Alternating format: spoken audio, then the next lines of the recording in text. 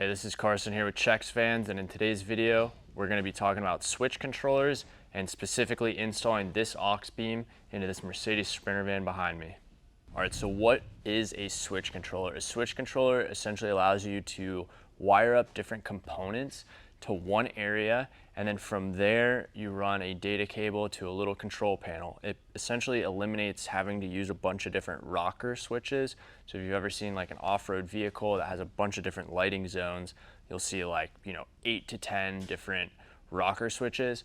Well, this device right here eliminates those and puts it in one compact little panel with a bunch of different buttons on it, and you can configure it to how you are going to utilize it. So let's open this up and I'll kind of walk through the components that are in here, and then we'll get to installing it. There are a few different companies that make these devices. Today we're using AuxBeam. It's probably our preferred company. They're a really good price point and they don't cost too much, and they all basically do the same thing. So in the box, you'll find your instructions. This is your switch controller right here. There's different configurations of these online and different model variants. This one specifically is an 8-gang. So what that means is you can power up to 8 different zones or devices off of this AuxBeam. So that's what 8-gang means. This right here is your fuse and relay box or block. So the cool thing about these switch controllers is the relays are built into this block, and then you have all of your fuses here. So you have different amp circuits, and they're configured a little bit differently versus how many different buttons you get. But essentially we have two 30 amp circuits or relays, two 20 amp relays, two 10 amp relays, and then two 5 amp relays. With that being said, you can't necessarily run a 30 amp device off the 20, but you could run a 20 off the 30. You just change out the fuse. So the relay still functions properly. You're just able to swap those fuses around. You just can't go down. So this is the fuse and relay block. What else you get in the box is a data cable right here. This data cable plugs into this, runs to that controller. So essentially they communicate with one another and they allow you to switch on and off those relays to turn on and off those devices. Power cable, you have a fuse here for your actual power input into that block.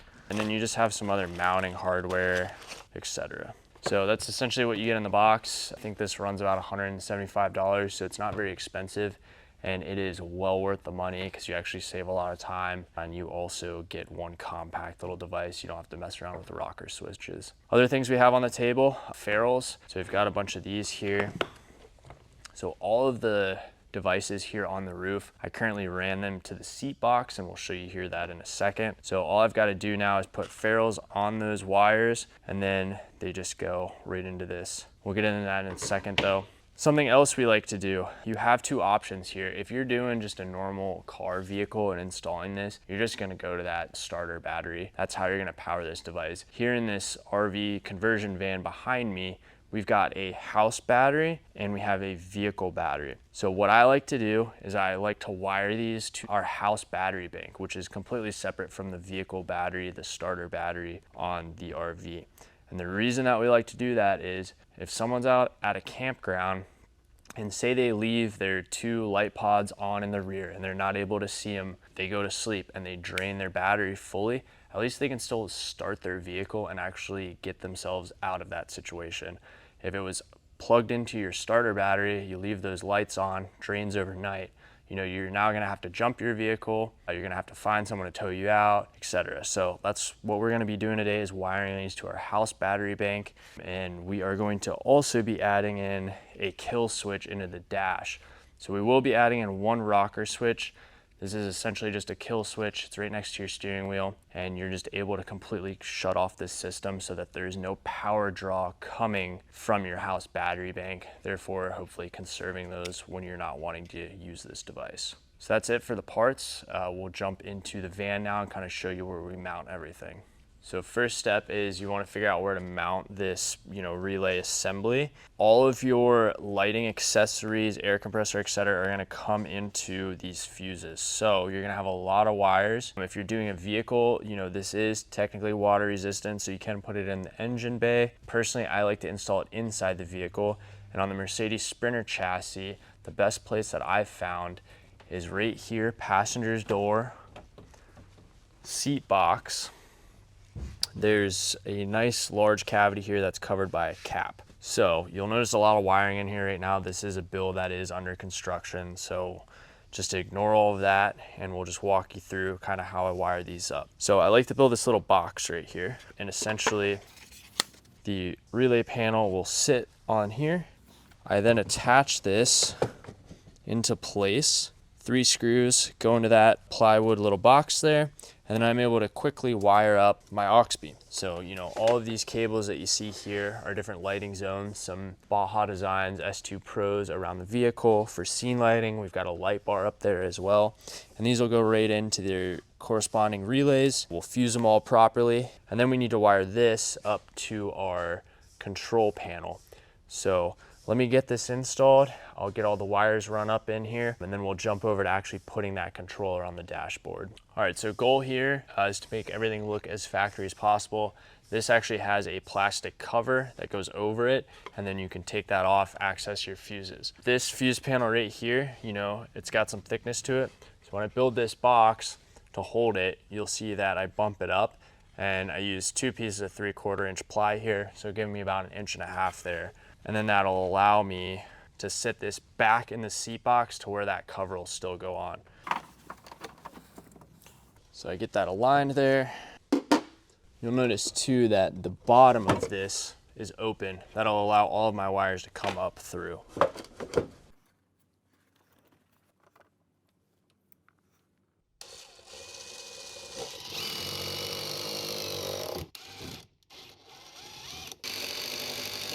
All right, now that I have that box mounted here, I'm just gonna test fit the relay. Looks like it'll fit nicely in there. This thing is way easier to wire outside of the van like this, and then when you come in and you've got 2 screw mount locations right here. So I'm gonna wire this up now and then get it mounted. So a product I'm about to use, it's called ferrules. Pretty good for wiring, especially when you need to enter into, you know, an area like this. So essentially what this is a set screw of sorts. You loosen that up, you shove the wire in there, you tighten it back down on the wire, and that's how you make your connection into this fuse block. Here we have our different wires. I've already done all of them except for this one. This is our rear light pods right here. So I'm gonna go ahead and strip these back, twist them with my fingers.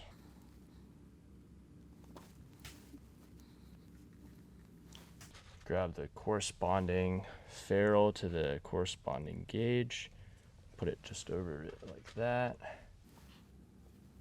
So I've got those 2 on there now. I'm gonna grab this tool. It opens up like that, put it right in there. Give those a little bit of a tug, make sure they're not coming off. And now you have 2 wires that are perfectly ferruled that can just easily slide into that connection point. Now that we have all of our wires ferruled properly and lugs on our power cables, now we have to run all of our wires into these different zones. So like I said earlier, there's 30 amp, 20 amp, 10 amp, 5 amp. All of your accessories will have in the instruction manual or online. It'll tell you exactly how many amps they're gonna draw. So our light pods that are on our reverse lights, our awning light, and our scene lighting here on the side, they're all drawing about 5. So I'm gonna start utilizing these first few relays, and then I can go back and I can swap the fuse out accordingly to how much they're going to draw. You know, our front light bar and our air compressor, I'm gonna utilize these 230 amps here. Okay, so how you connect these is you grab whatever wire you want to go into whatever circuit, and they're all labeled right here as well. You'll notice too that this does have a pass-through on the back, so if you're going to front mount this somewhere, you can actually just drill holes there and get a nice real like clean look. However, the way that we build this box doesn't matter for our application. So I'm gonna grab corresponding wire to corresponding relay. I'm gonna grab a Phillips head here, just loosen these screws up. Obviously, you're gonna wanna follow, you know, positive to positive, negative to negative.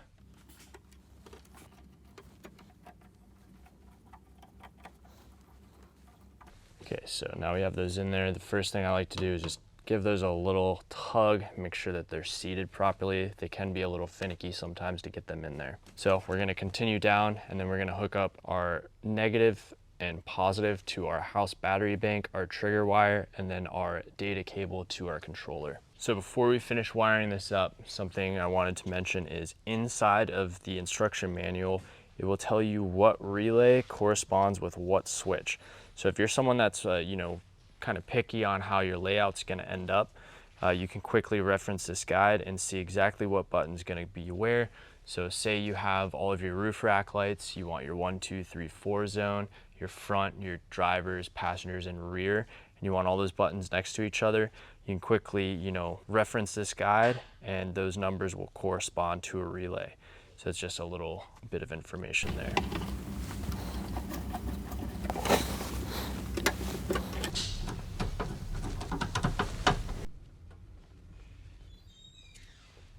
So now I have the ability here to fish all these cables back through.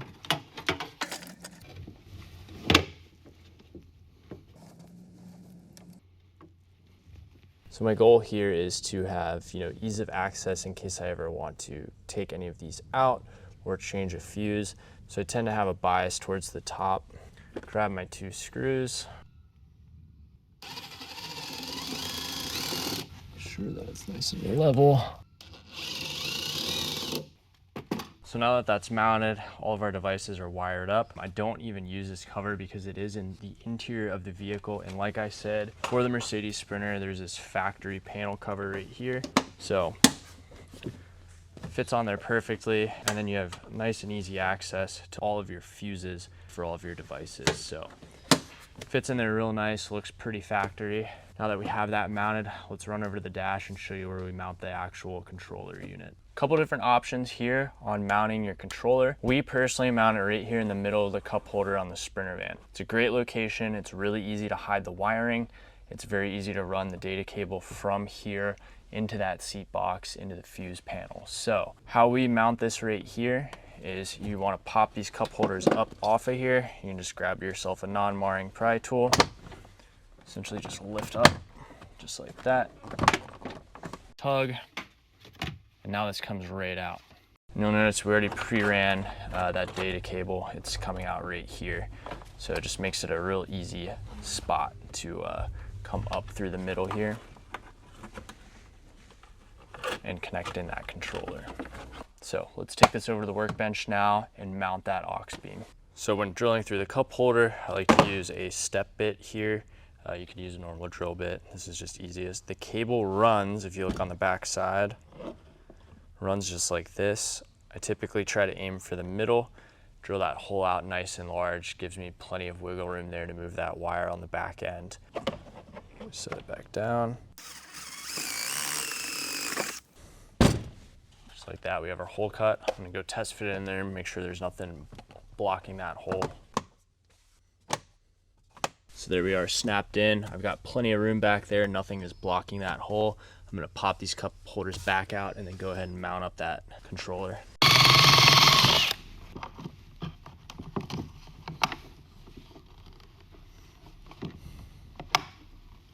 After confirming that this fits in place, I'm gonna grab some Sikaflex 221. You can also use VHB tape. Sometimes they do give it to you in the AuxBeam packaging. It does work. However, I just find this holds up better over time. So I'm gonna put this on the back now, put a piece of tape over it, let it dry overnight, and then we can finalize installing this.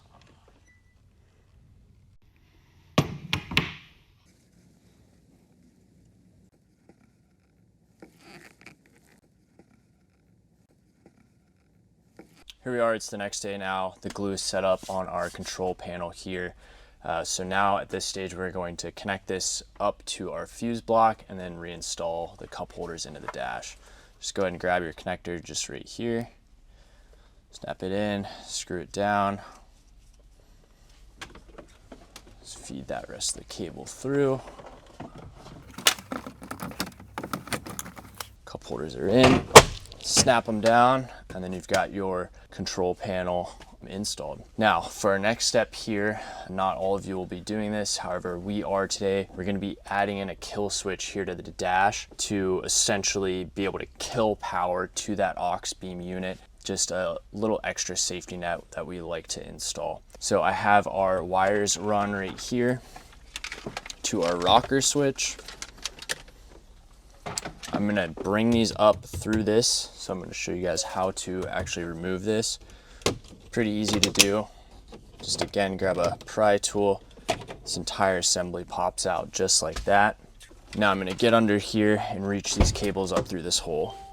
So here we are now. We have our 3 wires that we need for that kill switch coming out of the rocker panel hole right here. I already have these labeled. One of them is essentially a trigger wire. The other one is a ground, and then we have a positive cable to the AuxBeam.